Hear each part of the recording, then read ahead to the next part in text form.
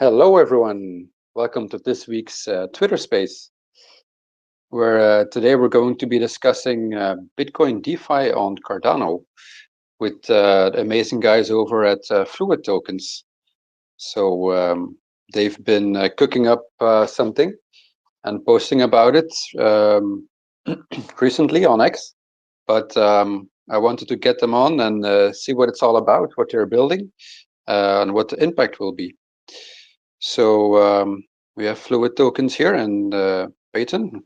Welcome, guys. Let me get you up here on stage. Let me see.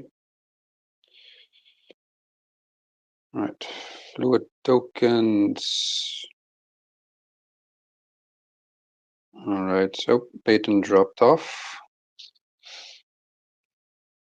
So excited for this one. I'm curious to see what they're building. There are a few teams and people that are working on Bitcoin integration into Cardano, but yeah, curious to see what it's all about. Hey, we have you up here. Welcome, Fluids. Hey everyone, hi Âtrium, hi Big Pay, I guess. Yeah. How are you? I'm doing fine, thanks. How about you? All good. Always working, cooking, but happy because if we are here for something. Yeah, definitely. Hey, Peyton, has your morning been? Pretty good. Stopped by the gym this morning, so I'm lively, excited to talk to Fluidtokens today. I've seen them around for years, always doing new and exciting things. And a lot of what I know is from doing podcasts like this. Doing spaces, interviewing people, and learning from the best. And I think that this is going to be one of those spaces today. So, very happy to be here with you, Stephen. And who's behind the mic today at Fluidtokens? El Raulito is here. Awesome. Yeah, and you were kind of who got me excited about, Bitcoin X Cardano. You were the first to really tweet about it. The Taproot upgrade, awesome. But I wanted to, I guess we should wait a little bit, let some more people join in. I'm getting a little excited. The first thing I want to get into is a little bit about your guys' story at Fluidtokens. I mean, if my memory, serves me right, I think you guys were one of the first 5 projects to launch on Cardano with something, new and innovative and exciting. And I want to kind of get into that full story and not just talk about BtcFI and Cardano. I kind of want to lead into it with that. But we'll give people a couple more minutes. So how has your day been so far?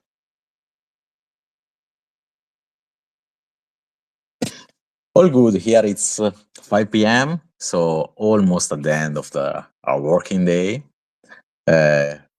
Working on different fields, on Cardano, on Bitcoin, and happy also to tell you more about the story of Fluid because I think that it's very interesting. We are not we come literally from our mom's basement and had just an idea, a dream, and here we are. That honestly sounds like some of the best stories, to be honest. We'll get into it. It's recording. We'll have some people join in as you're telling it. What year did you guys launch? Was it 2021? Yeah, something around that. There were very few protocols and DeFi on Cardano at that time. I remember that probably, well, for sure, Muesli Swap was around. Sunday was yes, already live, and there was still no lending protocol at that time. It was a very early stage. And for the OG ones, probably they will remember that Fluid was just about NFT as collateral borrowing and lending. Awesome. Go ahead, Stephen. No, I was just saying that's a long time ago. It feels like ages, 2021. Time goes so fast in crypto. It's amazing.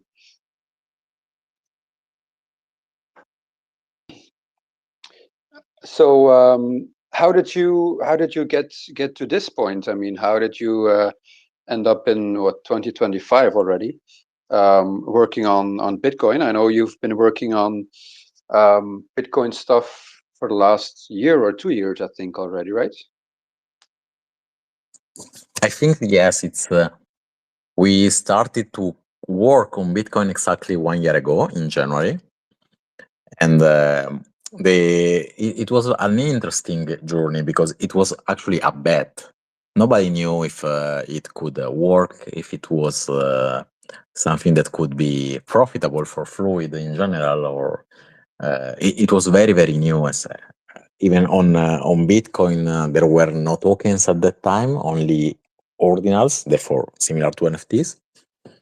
And we saw that there were a lot of similarities between Cardano and Bitcoin. Essentially, not just in the architectural way, but also how the NFTs and tokens were ideas were popping up, and we started to play around, and it started as a challenge. So the question that we asked ourselves was: is it possible to create a lending protocol on Bitcoin that doesn't have smart contracts but has some similarities to Cardano? And we started to brainstorm, play around, and say, okay, let's try like this, and it didn't work. Let's try like this, and didn't work. But one day we came up with an idea, and the idea was to use transaction chaining. That the ones that are really into Cardano knows that Cardano has been leveraging for years. So if you want to speed up your process, your UX on DeFi dApps, you usually use transaction chaining. And that same thing can be used on Bitcoin because you have the determinism of the UTXO model also on Bitcoin. And this was very, very interesting because it seems that I and you, if we want to agree on something, we have the determinism of the transaction, so we can agree on the terms on future transaction before they are even on chain.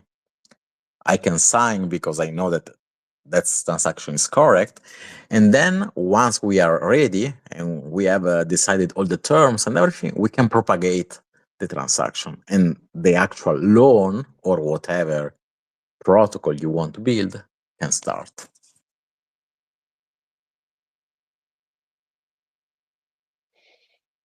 Yeah, that's the nice thing about UTXO chains. It's you can do a lot more than in the account-based model.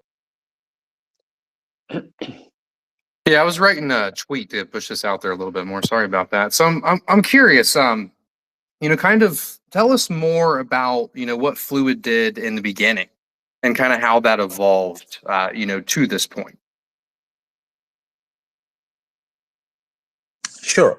So, as I said, when we initially started, it was just a lending platform that allows user to unlock liquidity using NFTs on Cardano.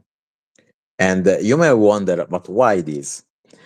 If you remember, in 2021, there was a very, very, very early stage DeFi, but the NFT bull market on Cardano was very, very high. And a lot of users had a lot of liquidity locked up on NFTs. So now the DeFi was coming on Cardano, and there were actually possibilities to get yield on top of your ADA and use them farm. You didn't have the ADA, you had NFTs. And that's how it started. You could eventually get a loan using your NFTs, a bundle of NFTs, and so on. But when the time passed, we saw that the need was changing in the community, and that was actually a good sign because it means that Cardano itself was growing, was changing, and there was not any more need for unlocking liquidity using NFTs that much. However, came up another idea that was unlocking utility of NFTs. So renting appeared. On Fluid, for instance, if you have, let's say, a tappy that you would like to rent to someone, so allow them to have them under their stake address control and appear as if it was in their wallet, you can. Until that time, you couldn't do something like this because the only way was that I had to actually send NFT to you. But now it's actually different. It appears if it was in your wallet, but at the end of the rent time, the NFT automatically goes back to the real owner. And this is very, very useful because it means that I can finally unlock liquidity without having to sell my NFTs. I can rent them out. And I would say that right now the most profitable collections in this sense are the ones from book.io. There is a big community over there leveraging renting and tap tools. And in the final stage of last year, we said, wait, but why don't we bring renting to a new level? Because it's true, I can rent NFTs, but why don't we do it with ADA? So boosted stake came up. You can, as a lender, provide ADA that is available for borrowers, and that ADA is not spendable, meaning that any borrower can use it, but only for staking delegation. This means that if I need, I think that today we tweeted about it, if I need 500,000 ADA for staking delegation because I want to increase my pool size or otherwise join an ICO, at that time ICOs were very, very popular, you can. Maybe you have less than 1,000 ADA, but with boosted stake, you can leverage and get almost 500,000 ADA in staking power. And this allows for lenders, they are happy because it's actually ADA that is not spendable. So it's always coming back. And you get even better APR instead of regular staking rewards. Of course, for this to happen, you need borrowers. So there needs to be opportunities over there that are, I don't know, ICOs, pool operators that give extra rewards on top of the ADA rewards, and so on. And just after that, we launch our FLDT, our token that is used in our protocol right now as fee discount, governance participation, but in the next days, it will be used for Aquarium, the tweet that actually got Âtrium and caused this Twitter space that we are having right now.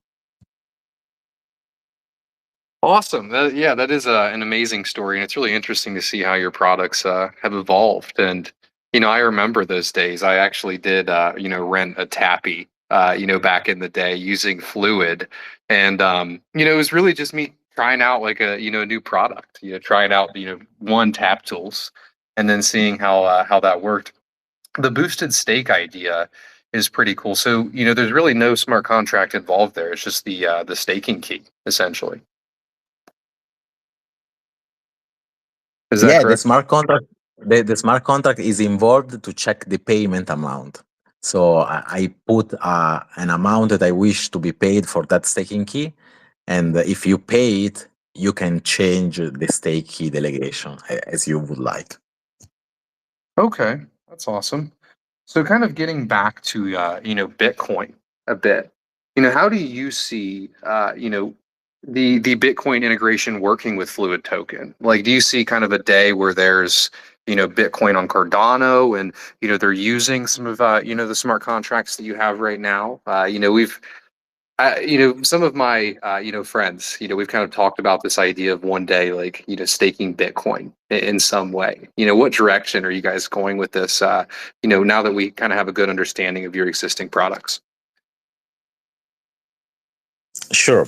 So to give you a little bit of overview of what is the space of Bitcoin right now, right now the DeFi on Bitcoin is very, very small. What do I mean?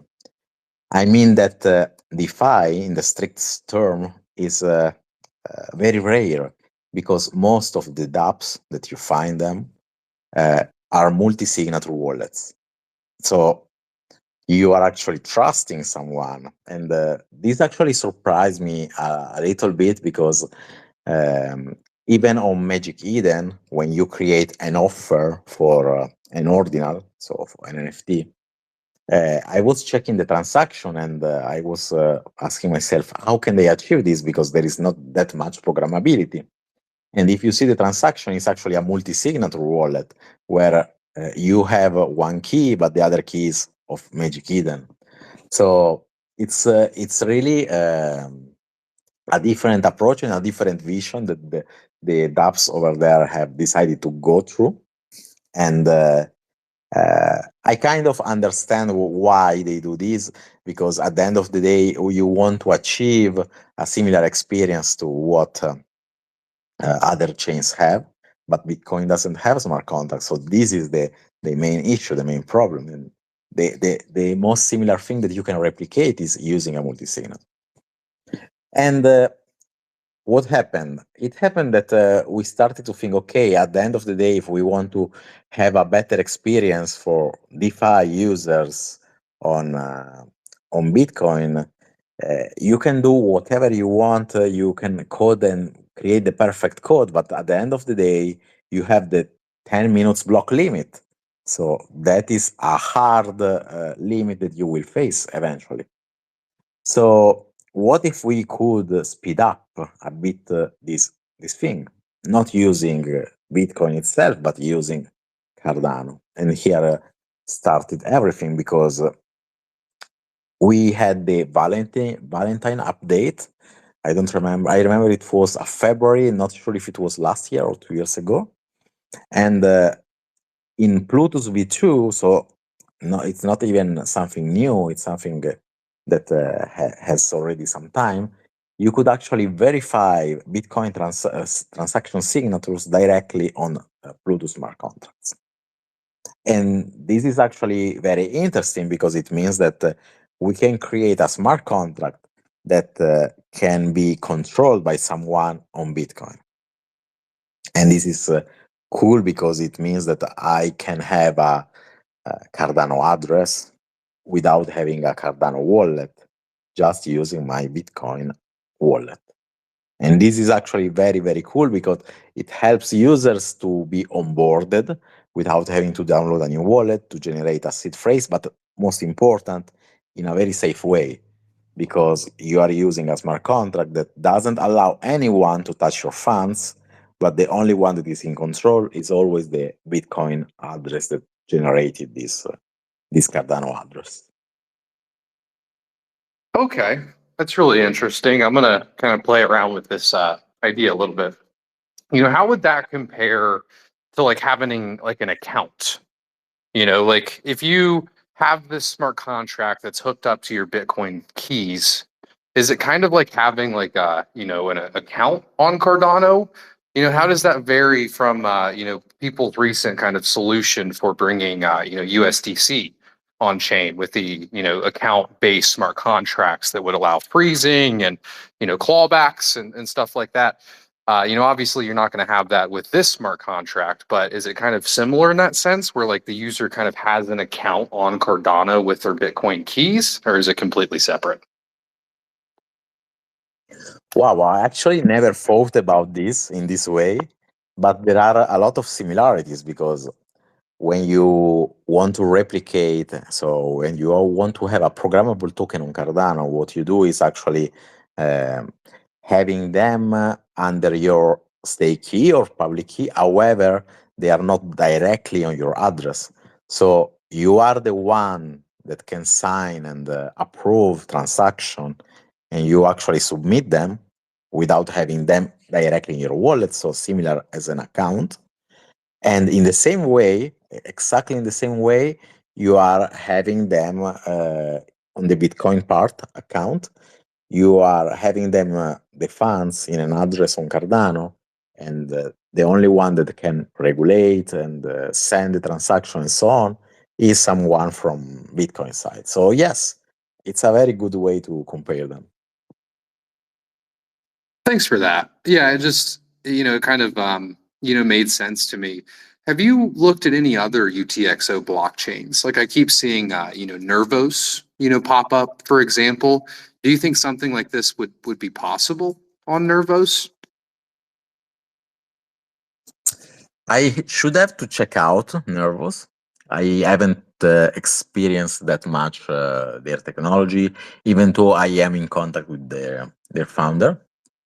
I've been checking more what the Bitcoin layer 2s that if you check it last year, I can say optimistically that every day at least 3 new Bitcoin layer 2s were popping out. It was insane, really. And eventually, right now, all the hype has passed. And I think that the surviving ones are less than 10. And why is this? Well, most of them were just forks of Ethereum layer 2s. So they got, I don't know, Polygon code base. They changed the name to whatever Bitcoin L2 they wanted. And they, but that was the only thing.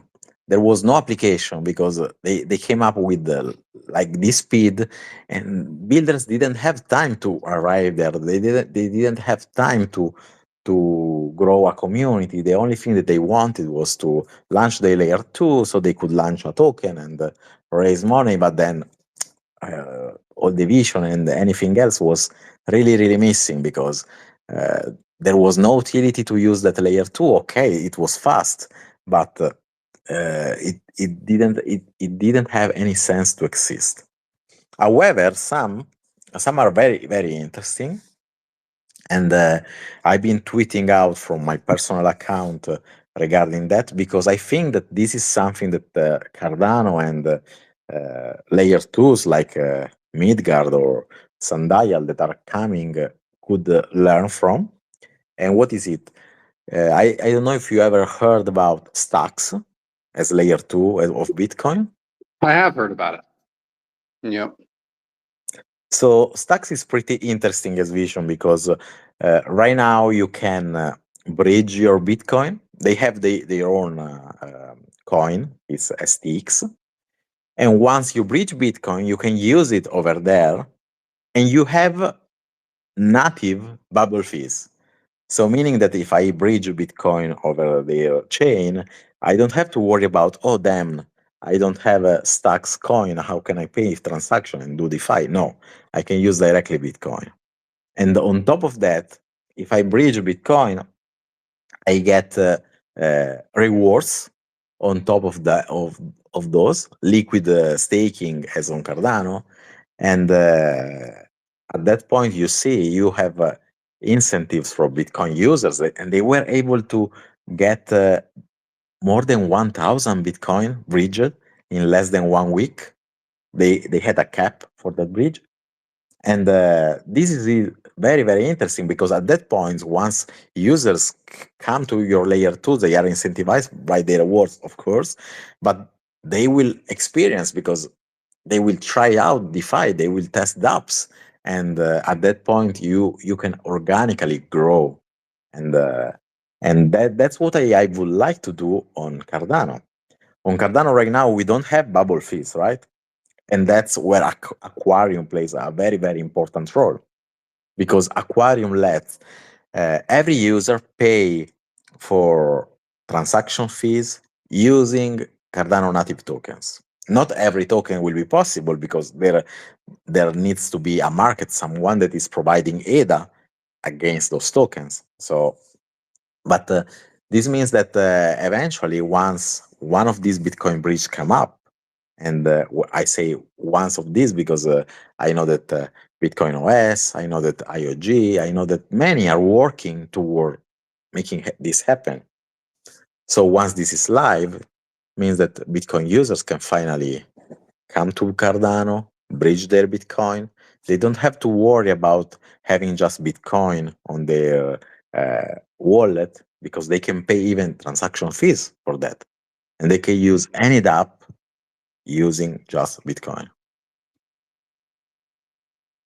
Okay, I'm trying to wrap my head around all of this. Aquarium. Can you tell me more about it? What is Aquarium? Sure. So Aquarium is the next product that we are going to launch in the next days. Right now, the audit has passed. We are finalizing the test on testnet, and it came up with an idea. The idea that there was no bubble fees on Cardano, and that some users maybe they want to use the blockchain, but without having to worry about having ADA. Let's say that I have just stable coins on my wallet, or I have a dApp that is just requiring stable coins to be used. I would like to onboard some new user from the Web2 that understand pretty easily stable coins, what a stable coin is, but doesn't understand how to get ADA maybe. And how does it work? Essentially, on Aquarium, users or projects can set up tanks of ADA. So there is ADA available there that can be used by users to pay for fees. And to be used, it needs to be paid in tokens. So let's say that Fluid decides to set up a tank, and we said, okay, you know what?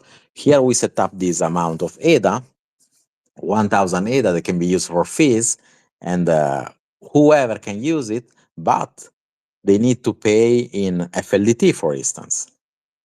Or we can even add some rules and say, you need to pay in FLDT, and you can only use it if you are using Fluidtokens dApp or MainSwap dApp. And in this way, we can easily have users coming and don't having to worry about having ADA, even though we are not changing the security of Cardano network, because ADA is always used. At the end of the day, the transaction fees are always paid in ADA. And then eventually we said, okay, let's bring this concept a bit more farther, because if we can create tanks, maybe we can add some programmability to this ADA. Let's say that I want to send and pay to BigPay every week 1,000 USDM, 1,000, I don't know, JED or something like that. Well, it is possible. It is possible. I can set up my UTXO, I can set up my rules, and Aquarium validators, and this is where FLDT comes in play, can submit this transaction following those rules and get rewarded for that work. So we are creating a network of validators that can automate and execute transactions for other users, but always in a decentralized way, because the only thing that they can do is execute exactly the rules and the user set. So they cannot steal the funds. They can just say, okay, I send this amount to that user because you said it, and I get this amount of reward because this is what you said that it was a reward. Okay, so this. Oh, go ahead, Steven. You got a question? Yeah, I was just wondering, these tanks that you deposit your asset in, do you supply it as a token pair, like in a liquidity pool, or can you just supply ADA and someone else wants to pay in Bitcoin and they just add Bitcoin and take ADA out, or does it work more like you have to supply both tokens into this tank? No, this is actually a very good question, because it's the second way. So it's actually an order book of ADA that is possible to use against tokens. And probably your question could be now, okay, but how is the price set? Well, there are two options. You can have a fixed pair price, So let's say this is my ADA, you can use it, and one ADA, one FLDT. This is what I want. Or even better, you can set up an oracle. So you can say, you know what, the price of this token fluctuates because it's normal, there is volatility, and I want to get paid 10% more or 10% less of what the current price is. And in this way, you don't have to worry to update manually every time what is the current price, the current rate that you want. You just have to deposit, check that the ADA tank is filled with enough ADA, and that's it. I wanted to ask about this this validator network. Is this going to be using the partner chain framework, or have you developed your own software to facilitate these validators? No, eventually we decided to go for the second route. Why? Because this kind of validators was not using a lot of computational power, so it was very easy to set up. How does it work? Essentially, when you want to become an Aquarium validator, you just have to stake FLDT in a specific smart contract. Once you stake them, you get this NFT that is locked in another contract and is connected to your stake key. And this allows you, as user, to be able to interact directly as validator to this transaction and perform whatever the Aquarium validation network allows to do. Not just this is just a small piece because it also allows another thing. When I said about Bitcoin wallets that were able to submit transactions on Cardano, there is an issue here. The issue is that if you download a Bitcoin wallet now, they are not able to submit a Cardano transaction. They don't have. Probably, Begin Wallet, Tokyo Wallet that are using Bitcoin, that are going to integrate them, will be able to do it. But if you have Unisat, Xverse, whatever Bitcoin wallet, you cannot. So how can we do it? Well, we have actually a network of validators that is Aquarium, and they are able to submit transaction. So what happens is that the Bitcoin wallet is able to send this transaction to any validator, so in the network of Aquarium, and then at that point, nodes of Aquarium will compete to submit the transaction in behalf of the Bitcoin users and get a small reward for that.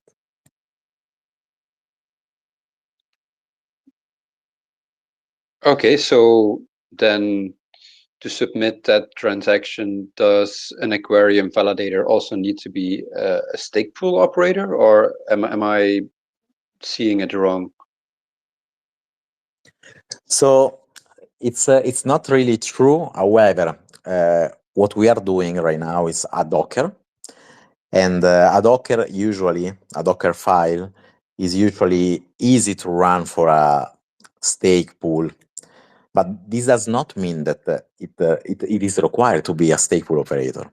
It could be even any user capable of running a Docker file on their computer. They can be an Aquarium validator automatically. However, I can understand again, I can relate that it's not that easy to run a Docker file if you are a very basic users. So we are going to release it also with a Python bot, or even more with a web page where you can set up and become. Of course, it's very slow compared to a Docker file that is dedicated to that. However, this allows to have more validators, and the more you have, the better performance Aquarium will have.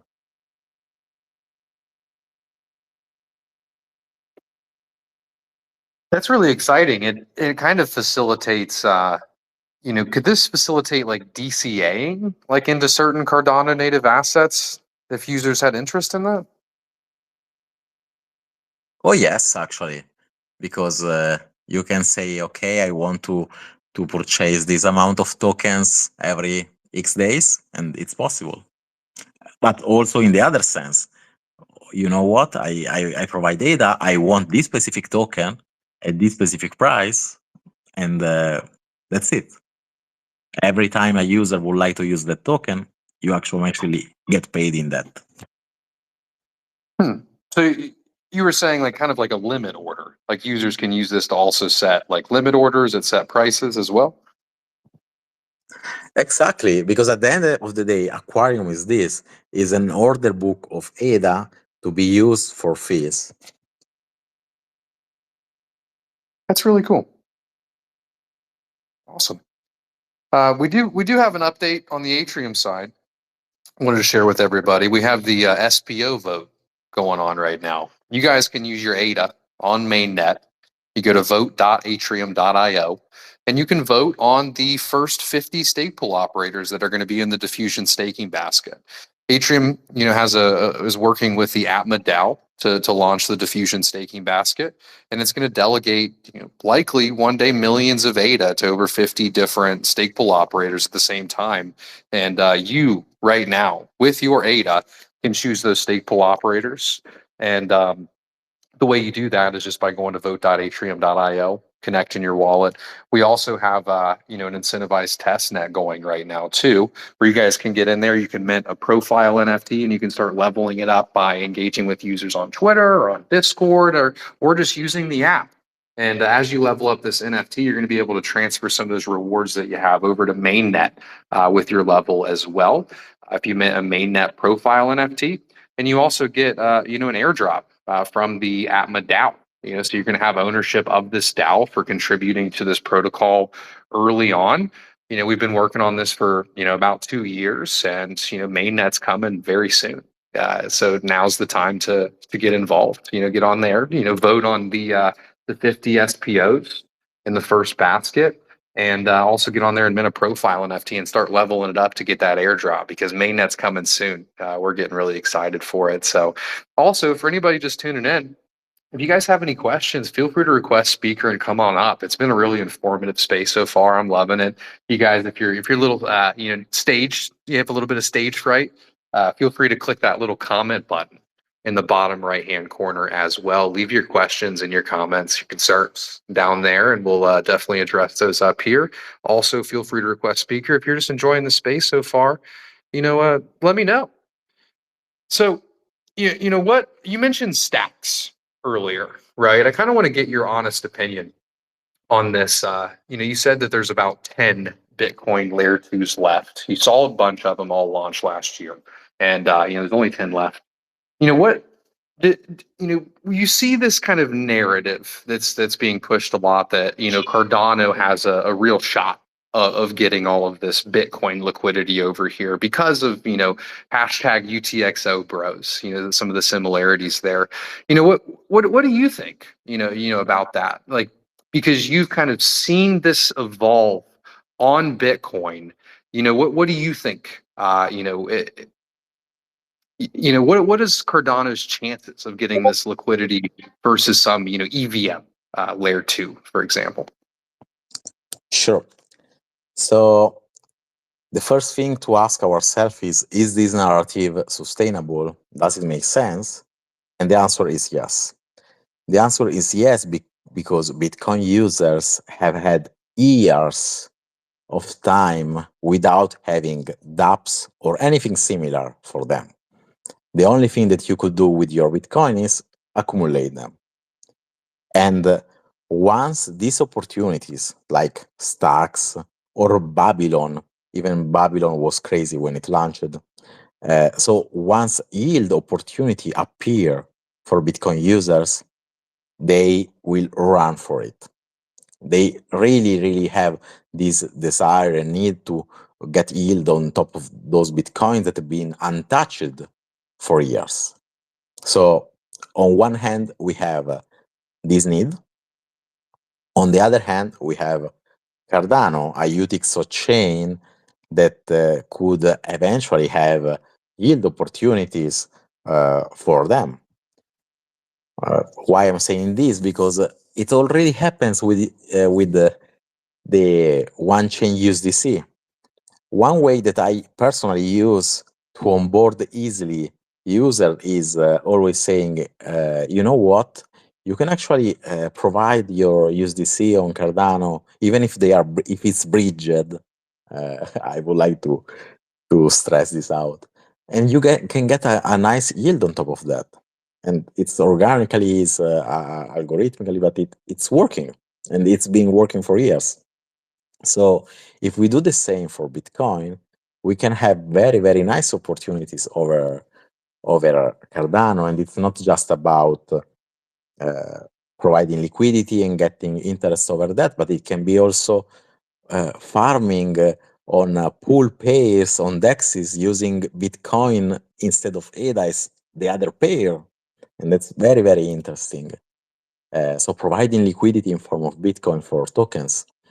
And the question that you asked is, does Cardano have a chance, and what is the advantage that Cardano has? Well, this is actually interesting because, as I said before, when you compare Cardano native tokens and their architecture, in the ledger, how they work in the transaction, whatever, they are very, very, very similar to what Bitcoin tokens are on the Bitcoin network. Runes, that's the name.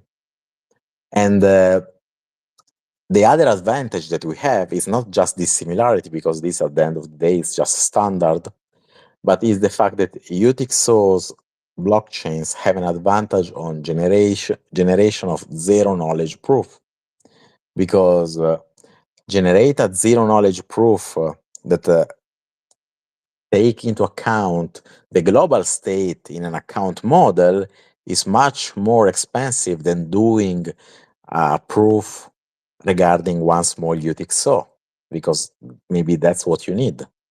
So in terms of efficiency, these zero knowledge proofs allow to have very, very cheap bridges between UTXO chains. However, timing is very important, because every chain right now is competing to this to achieve the same or the similar thing. So it's a matter of the ones that will be able to achieve it first to have this kind of trustless bridge approach. And it's not easy. It's not easy at all, because otherwise we would already have it live. And probably it's going to be the way that users from Bitcoin will be able to launch and deploy liquidity as Bitcoin native on Cardano. Why do you think that this wasn't, kind of a narrative early on? Like, if you remember back to 2020 and 2021, the narrative back then was the ERC20 converter.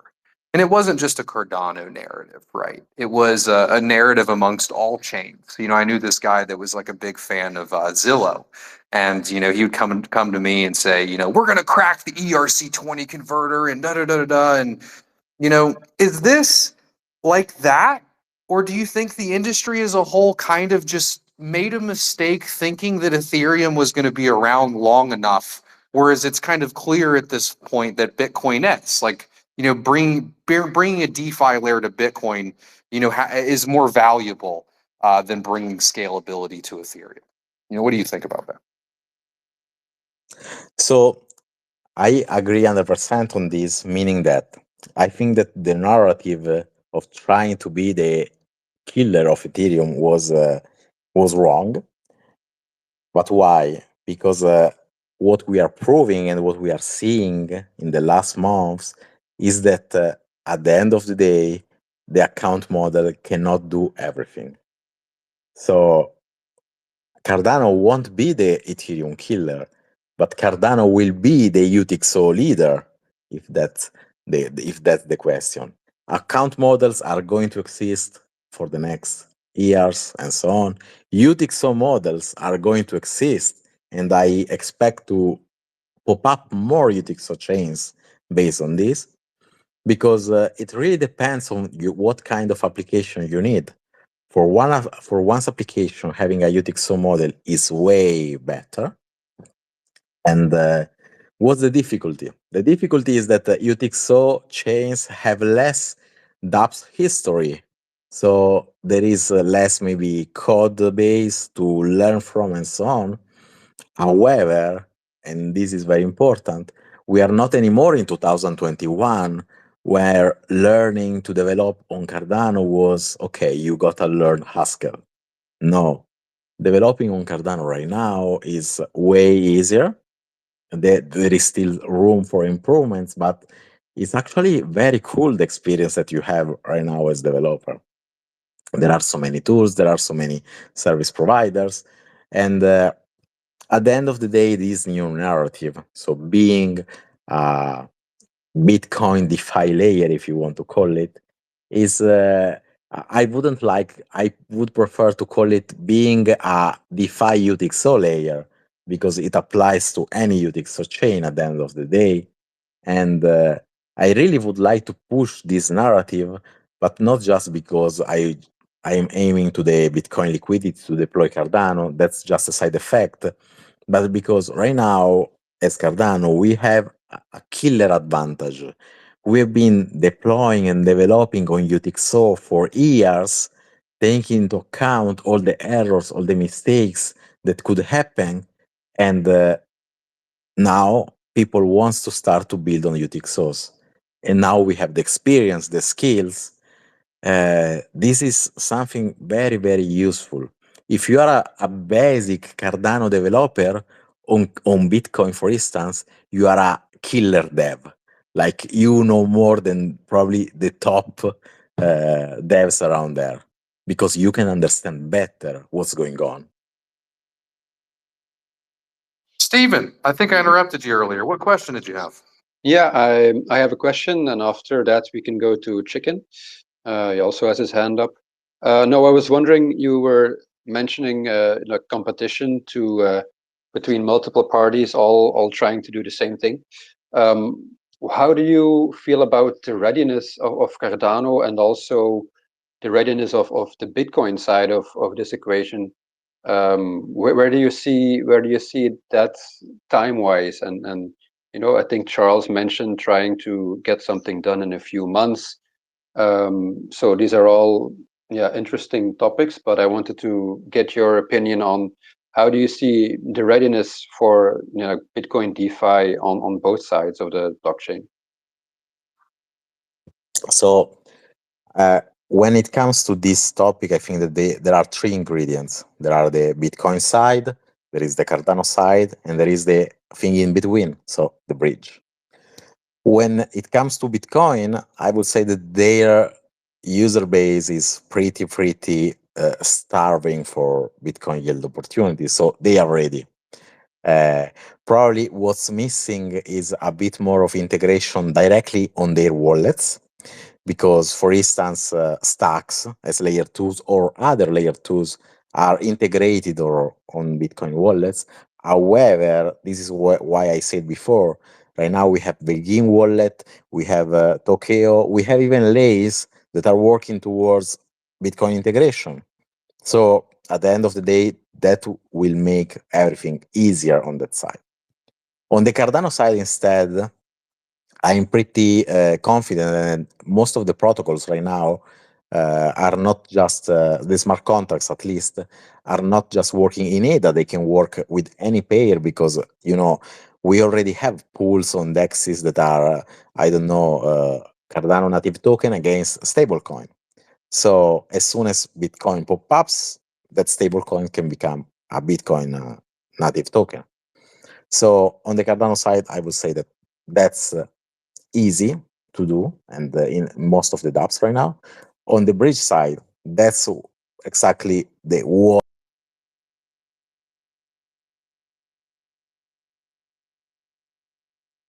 many teams. We have even a group on Telegram where we are brainstorming and sharing between different projects on Cardano, collaborating to the same vision. So making this possible in the next months.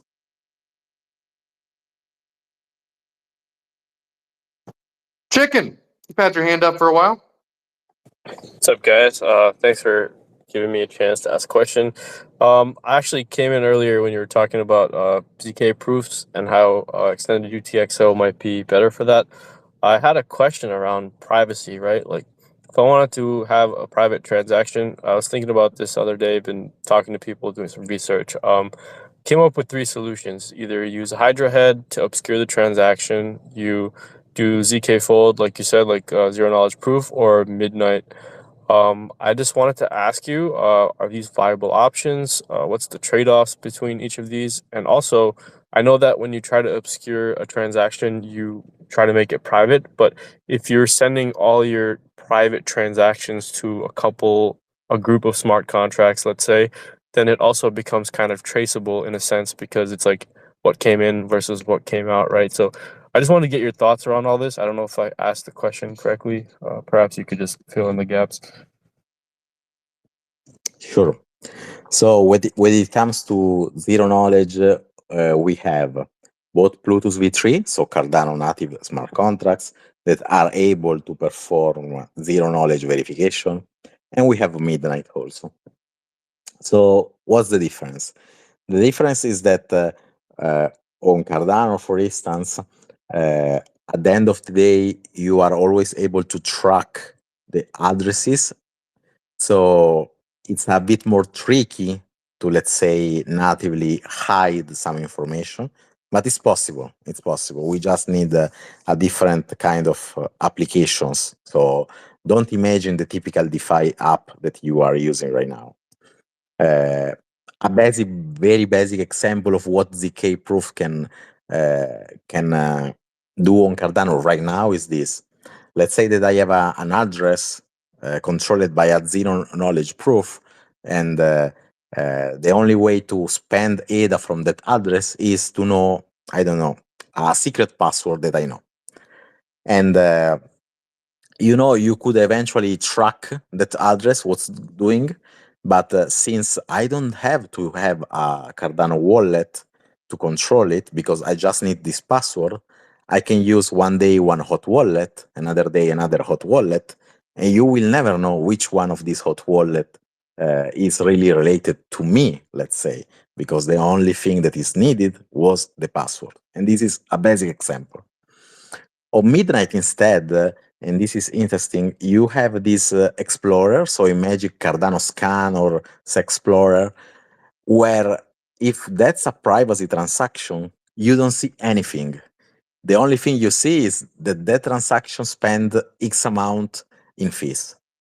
So you understand that at that point, the privacy is a bit easier to see, but that makes things even harder on the dApps ecosystem, because at that point, building proofs and trying to even imagine what's the flow on the transaction is a bit harder in that sense. And people may wonder, okay, then what's the connection between Midnight and Cardano? Well, probably we will need another space for that. But let's remember that Midnight is going to be a Cardano native token. So there is this double token thing, and one of them is a Cardano native token. Great question, Chicken. Really appreciate that. Also, I mentioned that article earlier, or I mentioned the getting a part of the testnet. That article is a step-by-step guide how to get set up on testnet to participate in the Âtrium testnet. And again, vote.atrium.io to vote on the 50 SPOs that are going to be in the first staking basket. It's launching on Cardano. Again, if you guys have any questions, feel free to request speaker, come on up, put your hand up in the air. Also, if you got some stage fright, leave a comment. So far, the only question that we've had was from, an AI agent. And we don't have any questions yet. So let's take it in that direction. What do you think of the AI agents, that are kind of starting to pop up in crypto? Wow, very good question. It's interesting because before coming and joining the Cardano ecosystem as developer, I was actually coding in a startup AI related, and it was more into image processing AI. And at the end of the day, I really got overdose of AI, and I said, okay, no more. I don't want to see anymore anything. And I found out the blockchain, and there was no AI over there, so I was happy. And then, as you see, AI arrived, and right now I kind of find it really cool, meaning that it would be interesting to see how AI can actually use these accounts that we were talking about before and perform actions directly on Cardano. And technically, this is possible thanks to the new Bluetooth V3 CIP69 thing. So if you a smart contract before this, if you got some ADA or some funds without datum, those assets were automatically locked forever. Right now, instead, smart contracts, the new ones at least, this is not compatible with the older ones. If you get some funds, ADA tokens or whatever, you can apply a rule, a smart contract developer, to be able to use them. So you can actually have a real smart contract acting as a Cardano address that you can use, and you can apply some rules or whatever. So my take on agents is that I'm not that expert on agents. However, I really see a lot of possibility between them and CIP69 on Cardano. That's that's interesting. It's curious to see what AI will bring to the blockchain. I was also wondering a bit. We talked a lot about what you're building, but I was also wondering, how do you see Fluid, fitting into the whole Bitcoin DeFi space in Cardano? There are a lot of parties building things, but where do you see Fluid fitting into the whole ecosystem? And after that, we have another speaker on, Andre. I don't know if he has a question. If you do, make sure to ask your question after we're finished. Sure. So I think that Fluid is playing an important role right now in the Bitcoin Cardano narrative. Why? Because after the Cardano Summit, where we actually explained everything, we got reached by, I would say, more than 10 different teams looking forward to integration of Bitcoin directly on their dApps. And we have supported them, we have helped them, and Fluid, therefore, is playing an important role, first of all, in helping the dApps on Cardano to be ready. Second, with Aquarium, these Cardano dApps are going to be able to accept Bitcoin in their transactions to pay the fees. So without having to worry or to create or wait for bubble fees just for them. And third thing, we are building already open source smart contracts, and people and new devs can check them out and build on top of them. So at the end of the day, what I see and what I envision is Fluidtokens as a nexus of your way to go when you want to develop, build Bitcoin stuff on top of Cardano. And eventually, one day, whenever you want to build something, you go to check out Fluidtokens, because maybe we already have done that, and maybe there are open source contracts or whatever, and you will find the answer there. Cool, nice. Andre, I don't know if you're still there. If you are, make sure to ask your questions. If not, do you have anything that you are looking forward to in the next months, like collaborations, or do you know if there are any Bitcoin wallets that might already be ready for this to integrate with Cardano? So in the next months, I think that what we should mark on our calendar for sure is Bitcoin Vegas in May 2025. I think that Charles has been speaking about that they want to set a demo for the Las Vegas, and we are also going to attend. So we would like also to present or to showcase something cool integrating Bitcoin and Cardano. And regarding the collaborations thing, the new lending protocol of Fluid is coming in March, and is going to be really, really interesting because for the very first time, when users want to use dApps right now, who is the user base of dApps? Hot wallets. That's the thing. Hot wallets, cold wallets, whatever. However, what happens if a DAO would like to deploy liquidity on a protocol? Do you know any dApp that allows multi-signature or smart contract or agents to deploy liquidity on dApps? There are no. It's not compatible right now. However, Fluid will make it possible. So if you are a multi-signature wallet, if you are an agent, if you are a smart contract and want to deploy liquidity on Fluid, you can.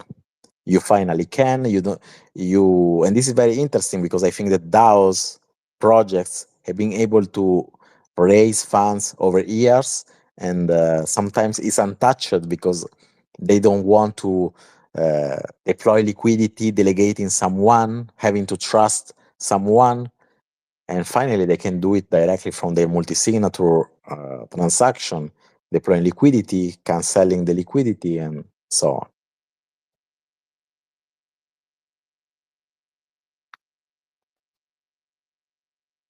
Imagining an AI agent deploying liquidity is it's a crazy future, that we're heading towards. I think we do have a good question here, but I wonder if like KOLs will eventually just be replaced, right? Because if you know the way the algorithm works, to kind of be somebody who's online and building a brand, the more you post stuff and the more content you put out there to feed the algorithm, the bigger you'll grow. And you look at Talos, Talos has grown so much so quickly, and it's like he's posting stuff when I'm sleeping and he's posting stuff when I'm awake, and it's like there's no way to compete with that. And it's like you match that with the like ability to consume information. Imagine if it just looked at every single liquidity deposit ever in the history of crypto on Ethereum and on Cardano, and then decided this is the best amount. And it's wild where this can go. And I know it's not going to happen. I'm not going to be replaced in the next 2 months, but it's a wild world. And kind of hearing that tech is spelling out the future. We did have one question though, and then we'll close on this one. What was that DM that El Ralito got from Charles? Yeah, I think that at the end of the day, he kind of hinted it. So the DM was actually working together to check. Not sure if it's going to be in Vegas, but to see how we can help and collaborate to make this Bitcoin onboarding experience smooth and even speed up this process. We have the experience of building on top of Bitcoin and Cardano, and this experience is very valuable right now, and that was the reason for the DM. So this is what I can say. For the rest, just stay tuned. Thank you. I appreciate you being here. So we host these spaces every Wednesday at 11 a.m. EST. You guys can just come tune in. If there's projects listening in, feel free to come on up. The goal of these spaces is just to learn, see what's going on. There's so many builders now that it's hard to keep up with everything. And you guys have been doing great work since 2021. So we appreciate you taking the time today and coming on the space. When you have something exciting coming, just shoot me or Steven up here a DM, and we'll bring you back on one Wednesday and learn about the latest, because it keeps coming. It doesn't stop. Thanks a lot for this opportunity, guys. And yes, we'll be happy to join you again and showcase what we have been cooking. Yeah, For anybody just tuning in, I hope to see you next Wednesday. Also, make sure you click that little article up there if you haven't tried out our test net. Steven, sorry about that. Go ahead. No, and it's okay. I just wanted to thank him for his valuable insights and time. And yeah, I think that's about it. See you next week, I guess. Bye. See you next Wednesday.